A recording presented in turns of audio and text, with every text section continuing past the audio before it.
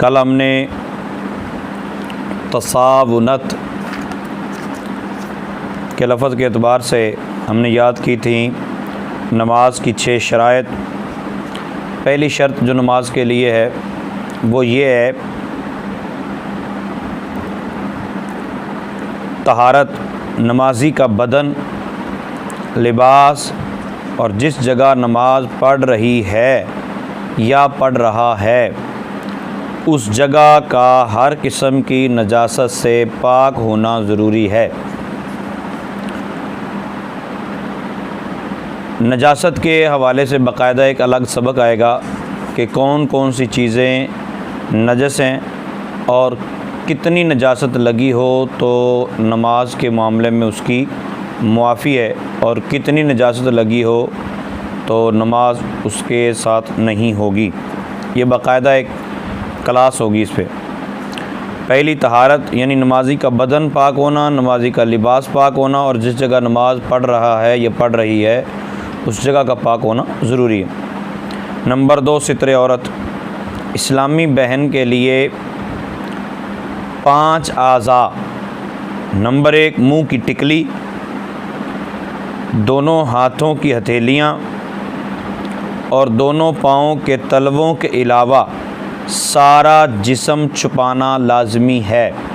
नमाज के अंदर मुंह की टिकली यानी मुंह, पेशानी से लेकर ठोड़ी तक, यहाँ से लेकर यहाँ तक ये मुंह की जो टिकली है, इसके अलावा दोनों हथेलियाँ और दोनों पाँवों के तलवों के अलावा सारा जिस्म छुपाना लाजमी है। अलबत्ता अगर दोनों हाथ गिट्टों तक, पाँव टखनों तक मुकम्मल ज़ाहिर भी हों तो एक मुफ्ताबिही कौल पर नमाज दुरुस्त है, नमाज दुरुस्त हो जाएगी। बहरहाल अगर ऐसा बारीक कपड़ा पहना जिससे बदन का वो हिस्सा जिसका नमाज में छुपाना फ़र्ज़ है वो नज़र आए या जिल्द का रंग ज़ाहिर हो, नमाज नहीं होगी। आजकल बारीक कपड़ों का रवाज बढ़ता जा रहा है। ऐसा कपड़ा पहनना जिससे सित्र औरत ना हो सके अलावा नमाज के भी हराम है। मतलब आज़ा की कैफियत, आज़ा की रंगत तक नज़र आती है। अल्लाह ताला महफूज फरमाए। दबीज़ यानी मोटा कपड़ा जिससे बदन का रंग ना चमकता हो मगर बदन से ऐसा चिपका हुआ हो कि देखने से उज़्व की हैयत यानी शक्ल सूरत और गुलाई वगैरह मालूम होती हो, ऐसे कपड़े से अगरचे नमाज हो जाएगी मगर उस उज़्व की तरफ दूसरों को निगाह करना जायज़ नहीं। तो ऐसा पहनना भी तो जायज़ नहीं है। जहाँ दूसरों की निगाह पड़ सकती है वहाँ इस तरह के कपड़े नहीं पहनने चाहिए। अब देखें ना कि ये बाज़ पजामे इस तरह के पहने होते हैं, अल्लाह ताला महफूज फरमाए, आप अच्छे तरीके से समझते हैं। ऐसा लिबास लोगों के सामने पहनना मना है और औरतों के लिए बदरजा औला मुमानअत। बाज़ इस्लामी बहनें मलमल वगैरह की बारीक चादर नमाज में ओढ़ती हैं जिससे बालों की स्याही चमकती है या ऐसा लिबास पहनती हैं जिससे आज़ा का रंग नज़र आता है। ऐसे लिबास में भी नमाज नहीं होती। नंबर 3, इस्तिक़बाल क़िबला यानी नमाज में क़िबला की तरफ मुँह करना। नमाजी ने बिला उज़्र शरई जानबूझकर क़िबला से सीना फेर दिया, मुँह नहीं सीना फेर दिया, अगरचे फ़ौरन ही क़िबला की तरफ फिर हो गई, नमाज फासिद हो गई यानी नमाज टूट चुकी। और अगर बिला कसद यानी बिला इरादा फिर गई और बक़द्रे 3 बार सुबहान अल्लाह कहने के वक्फ़े से पहले वापस क़िबला रुख हो गई तो फासिद नहीं होगी। मिसाल के तौर पर किसी ने गुज़रते हुए धक्का मार दिया तो इस्लामी बहन नमाज़ पढ़ रही थी या दोस्त कोई नमाज़ पढ़ रहा था तो उसका सीना मतलब क़िबला से फिर गया। अब सीना यूँ फिरा तो 3 मरतबा सुबहान अल्लाह सुबहान अल्लाह सुबहान अल्लाह, 3 मरतबा सुबहान अल्लाह कहने की मिकदार से पहले दोबारा फिर सीधी हो गई तो नमाज दुरुस्त है, नमाज नहीं टूटी। और अगर जानबूझकर सीना फेरा चाहे वो 1 लम्हे के लिए ही हो, नमाज टूट जाएगी। अगर सिर्फ मुंह किबले से फिरा तो वाजिब है कि फ़ौरन किबले की तरफ मुंह कर ले और नमाज नहीं जाएगी, मगर बिला उज़र ऐसा करना मकरूह तहरीमी है। अगर ऐसी जगह पर हैं जहाँ किबले की शनाख्त यानी पहचान का कोई ज़रिया नहीं है, तो सोचिए जिधर किबला होना दिल पर जमे उधर ही रुख कर लीजिए, आपके हक़ में वही किबला है। ये सूरत भी अब नादिर रह गई है, क्योंकि अब तो एंड्रॉयड मोबाइल हर एक के पास होता है तकरीबन। तो जिसके पास एंड्रॉयड मोबाइल है, मोबाइल में एप्लीकेशंस आ चुकी हैं, बल्कि गूगल ने किबला फाइंडर के नाम से एक एप्लीकेशन मुतारफ़ करवाई है, वो बहुत ही ज़बरदस्त है। उससे पता चल जाता है कि किबला किस जानिब है। तो बहरहाल ऐसी जगह है कि जहाँ कोई बताने वाला नहीं और कोई सोर्स भी नहीं है पता करने का, तो फिर वो गौर व फिक्र करके जिधर को ज़हन में आए उधर ही मुँह करके नमाज़ पढ़ ले, वही किबला। अब किसी ने नमाज़ पढ़ ली, नमाज़ पढ़ने के बाद पता चला यार इधर तो किबला ही नहीं था, तो उस सूरत में नमाज हो गई, दोबारा लौटाने की ज़रूरत नहीं। अब याद रखिए, एक अगर इस्लामी बहन नमाज गौर व फिक्र करके पढ़ रही, दूसरी उसको देखा देखी नहीं पढ़ सकती, वो अपनी तहर्री करेगी, अपना गौर व फिक्र करेगी। मगर ये भी नहीं है कि साथ वाले कमरे वालों को पता है, उम्रा करने के लिए जाते हैं या हज करने के लिए जाते हैं, साथ वाले कमरे वालों को पता है किबला किस जाने में, इस्लामी बहनें वहाँ अपना अटकल पच्चू लगा के शुरू कर देती नमाज। हत्तल इम्कान कोशिश की जाए पता करने की, बाज़ जगहों पे निशानदेही होती है, बाज़ का साथ वाले कमरे वाले बता देते हैं, होटल वाले बता देते हैं, तो ये उज़र नहीं है कि मुझे कोई बताने वाला नहीं था। नंबर 4, वक्त, यानी जो नमाज़ पढ़नी है उसका वक्त होना ज़रूरी है। मसलन आज की नमाज असर अदा करनी है तो ये ज़रूरी है कि असर का वक्त शुरू हो। अगर वक्त असर शुरू होने से पहले ही नमाज़ पढ़ ली तो नमाज नहीं होगी। इसकी एप्लीकेशन भी दावत इस्लामी ने प्रेयर टाइमिंग के हवाले से मुतारफ़ करवा दी हुई है। बहुत ज़बरदस्त एप्लीकेशन है, आप डाउनलोड कीजिए एंड्रॉयड मोबाइल के अंदर, वो ऑटो ही सारा कुछ सिलेक्ट कर लेगी कि आप कौन से इलाके में और आपके इलाके की टाइमिंग क्या है। इस्लामी बहनों के लिए अव्वल वक्त में, बहरहाल अगर किसी के पास ये सूरत ना हो तो वो कैलेंडर मिलता है, वो कैलेंडर घर में लगा लें। इस्लामी बहनों के लिए नमाज फ़जर अव्वल वक्त में अदा करना मुस्तहब है, और बाकी नमाज़ों में बेहतर यह है कि इस्लामी भाइयों की जमात का इंतज़ार करें, जब जमात हो जाए फिर पढ़ें। तो अब क्या पता कैसे चलेगा? पता इस तरह चलता है कि इस्लामी बहनों को घर वालों से पूछ लें कि नमाज किस वक्त होती है मस्जिद में, तो जिस वक्त मस्जिद में नमाज हो जाए उससे उस वक्त वो पढ़ लें। अच्छा, 3 वक्त मकरूह हैं, 3 वक्त मकरूह हैं। नंबर 1 तुलूए आफ्ताब, जो लिखा होता है टाइमिंग के हवाले से तुलूए आफ्ताब, तो तुलूए आफ्ताब से लेकर कम अज़ कम 20 मिनट बाद तक, सनराइज़ के 20 मिनट बाद तक, और गुरूब आफ्ताब से कम अज़ कम 20 मिनट पहले वो शुरू हो जाता है। तुलूए आफ्ताब में जो टाइम लिखा होगा उसके 20 मिनट बाद तक, और गुरूब आफ्ताब जो लिखा होगा उसके 20 मिनट पहले से शुरू होता है। और निस्फ़ुन नहार यानी ज़हवा कुबरा से लेकर ज़वाल आफ्ताब तक, ज़हवा कुबरा टाइम लिखा होता है कैलेंडर पे, उस वक़्त से लेकर जब ज़ोहर का टाइम होता है तो ज़ोहर के वक़्त तक, यानी तकरीबन 35-40 मिनट बनते हैं। इन तीनों औक़ात में कोई नमाज जायज़ नहीं, ना फ़र्ज़, ना वाजिब, ना नफ़, ना कज़ा।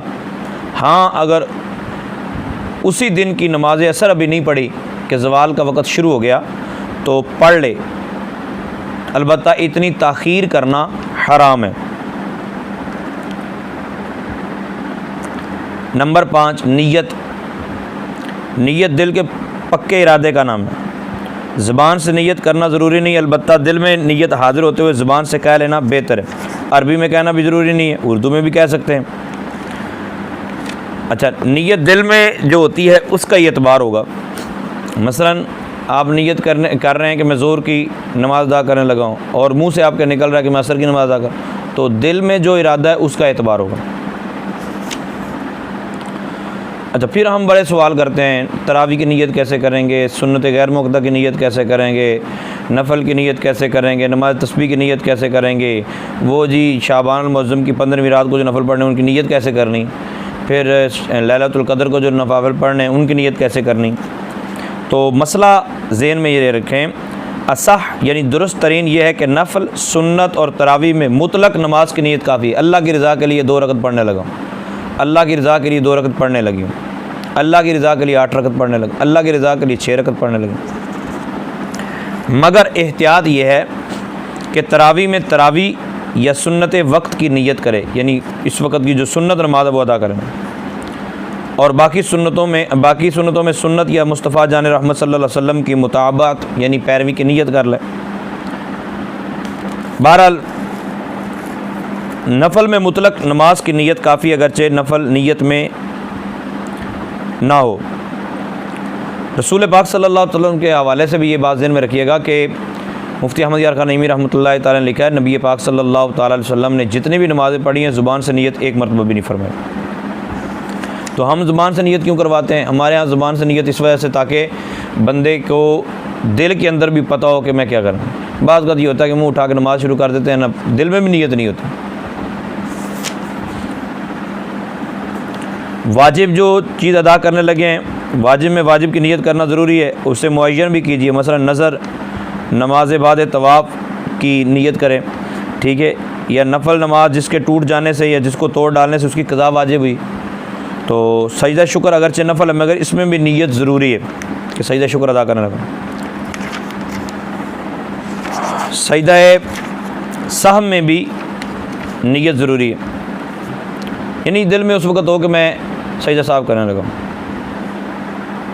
और छठी शर्त है तकबीर तहरीमा, यानी नमाज को अल्लाह अकबर कहकर शुरू करना ज़रूरी है। अल्लाह अकबर कह करना शुरू करना ज़रूरी है। तो ये 6 शराइत हैं नमाज की, ये पहले पाए जाने ज़रूरी है।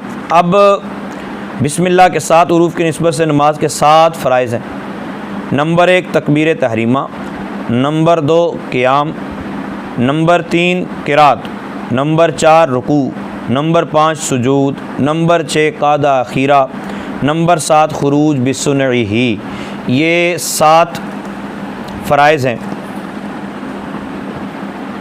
तो इनको याद करना आपके लिए ज़रूरी है। मेरे पास इस वक्त इमाम बुखारी रहमतुल्लाह ताला अलैह कि उस्ताद की एक किताब है, उसमें अब मैं ये बताता हूँ कि औरत की नमाज और मर्द की नमाज में क्या फ़र्क है, क्योंकि ये भी एक बहुत बड़ा मसला है, हमने वैसे ही बना लिया हुआ है। तो ये लिखते हैं इमाम इब्ने अबी शैबा अल-मुसन्नफ़ इब्ने अबी शैबा, ये मुतरजम मेरे पास है और मकतबा रहमानिया की मतबूआ है कि औरतों को नमाज के लिए हाथ कहाँ तक उठाने चाहिए। हज़रत उम्मे दरदा रज़ी अल्लाह ताला अन्हा को किसी ने देखा, ये सहाबिया थी, उन्होंने नमाज शुरू करते वक्त कंधों तक हाथ उठाए। नबी पाक सल्लल्लाहु ताला अलैहि वसल्लम से ज़ाहिर सहाबा ने सीखा, फिर सहाबा ने आगे ताबईन ताबा ताबईन, इस तरह आगे सिलसिला चलता रहा। तो इमाम इब्ने अबी शैबा लिखते हैं, हज़रत ज़ुहरी फरमाते हैं कि औरत अपने हाथ कंधों तक उठाएगी। हज़रत हम्माद फरमाया करते थे कि औरत नमाज शुरू करते वक्त हाथों को छाती तक उठाएगी। हज़रत इब्ने जुरैज फरमाते हैं, ये सारी रिवायतें हैं, जुरैज फरमाते हैं मैंने हज़रत अता से पूछा कि क्या औरत नमाज में तकबीर तहरीमा कहते वक्त मर्द की तरह इशारा करेगी? फरमाया कि वो मर्द की तरह इशारा नहीं करेगी, बल्कि वो अपने हाथों को बहुत नीचा रखेगी और अपने साथ जोड़ कर रखेगी। हज़रत अता ने यह भी फरमाया कि औरतों का जिस्म मर्दों जैसा नहीं होता, अगर वो इसे छोड़ भी दे तो कोई हर्ज नहीं। हज़रत आसिम अहवल फरमाते हैं मैंने हफ्सा बिनते सिरीन को देखा, उन्होंने नमाज में तकबीर कही और हाथों को छाती तक बुलंद किया। तो औरत को हाथ जो है वो छाती तक बुलंद करने चाहिए। अच्छा, मर्दों के लिए कानों तक उठाना ये बाकायदा एक क्लास में भी आ जाएगा। ये बुखारी और मुस्लिम की रिवायात में ये है कि हाथ कंधों तक उठाते या हाथ कानों तक। अच्छा, हाथ इस चीज़ का नाम है, ये कोहनी तक हाथ होता है। अल्लाह ताला फरमाता है फ़ग़सिलू वजूहकुम व अयदियकुम, अपने हाथों को दो इलल मराफ़िक। ये इलल मराफ़िक जो इला आया है ना, ये कोहनियों समेत कोहनियों को शामिल करने के लिए आया है और कोहनियों से बाकी जो है ख़ारिज करने के लिए है। ऐसा नहीं है कि जनाब सिर्फ कोहनियों तक के हाथ हैं, मतलब इससे ऊपर ऊपर हाथ हैं लेकिन कोहनियों तक खींच के ले गए, नहीं, बल्कि हाथ ये सारा हाथ ही है, ये ना इस तरह, मतलब मैं इशारा बताने लगा था कि यहाँ तक हाथ, ये सारा हाथ है, कोहनी तक ये हाथ है। वैसे तो एक हाथ जिस चीज़ को बोलते हैं ना वो ये होता है यहाँ तक, यानी बाजू पूरा का पूरा हाथ ही कहलाता है। तो वअयदियकुम मिनल मराफिक जो बोला गया ये कोहनियों के बाद वाले को खारिज करने के लिए, कोहनियों के बाद वाले को खारिज करने के लिए। तो ये सारा वैसे हाथ है। हम तो सारी हदीसों पर अमल करते हैं। औरत को तो कंधों तक ही उठाना है, इसके ऊपर उठाना ही नहीं है। अब मर्द कानों तक, तो हम सारी रिवायतों पर अमल करते हैं। मिसाल के तौर पर हम यहाँ तक हाथ उठाते हैं अगर, तो कानों वाली हदीस पर भी अमल हो गया, कानों वाली हदीस पर भी अमल हो गया, सीने वाली हदीस पर भी अमल हो गया, कंधों वाली हदीस पर भी अमल हो गया, क्योंकि ये हाथ सारा ये सीने के बराबर भी है और ये हाथ कंधों के बराबर भी है और हाथ कानों तक भी है। तो तीनों हदीसों पर अमल हो गया। हम तो हर तरह की हदीस पर अमल करते हैं। तो जो सिर्फ यहाँ तक उठाते हैं वो ये मुझे बताएं कि मतलब कंधों तक हाथ जो उठाते हैं अहबाब, वो कान वाली रिवायत पर कैसे अमल करते हैं? अल्लाह अक़ल सलीम अता फ़रमाए। और इसके बाद आप आ जाइए इसके सफ़ा नंबर 505 पर कि औरत को दीगर मामलात में भी नमाज में फ़र्क करना चाहिए। बाद लोग हदीस लगाते हैं, सरकार ने इरशाद में कि अब सजदा इस तरह ना करो जिस तरह कुत्ता करता है, तो ये इस तरह की बात तो रिवायत है ना, हमने कब उसका इनकार किया। लेकिन इससे ये समझ लेना कि औरत भी उसमें शामिल है और औरत का भी यही कमाल है, औरत का भी यही तरीका है, ये ठीक नहीं है।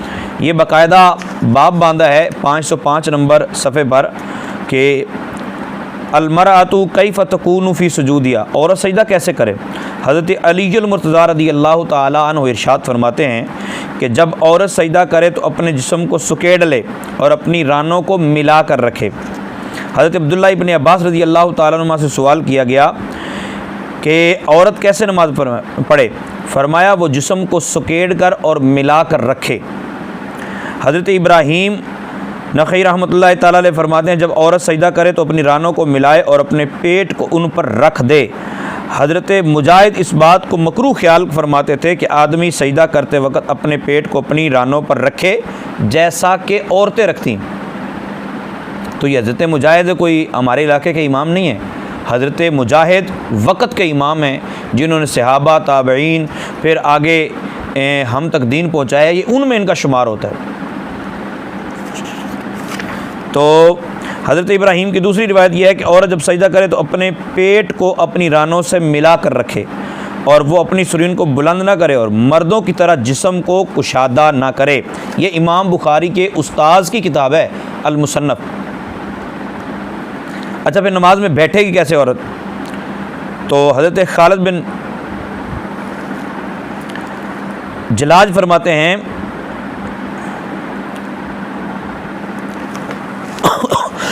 कि औरतों हज़रत खालिद बिन जलाज फरमाते हैं कि औरतों को हुक्म दिया जाता था कि नमाज में इस तरह बैठें कि अपने दाएं या बाएं पाँव को पिंडली और रान से बाहर निकालें। वो मर्दों की तरह अपने कूल्हों पर ना बैठें। औरतों के इस तरह बैठने से इनके नुकसान का अंदेशा है। हज़रत नाफ़े जो हज़रत अब्दुल्लाह इब्न उमर रज़ी अल्लाह तआला के ग़ुलाम को फरमाते हैं हज़रत सफ़िया रज़ी अल्लाह तआला अन्हा नमाज में अपने दाएं या बाएं पाँव को पिंडली और रान से बाहर निकाल कर बैठती थी। तो औरतों का तरीक़ा नमाज मर्दों से मुख्तलिफ है।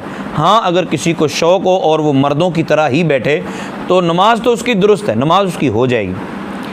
ठीक है, अल्लाह ताला हम सब को समझ और अमल की तौफ़ीक़ अता फ़रमाए और हमें बात पर इख्तिलाफ़ करने की बजाय मियाना रवी के साथ इत्तिफ़ाक़ व इत्तेहाद के साथ मसाइल को समझ कर आगे चलने की तौफ़ीक़ अता फ़रमाए। आमीन बिजाहिन नबी अमीन।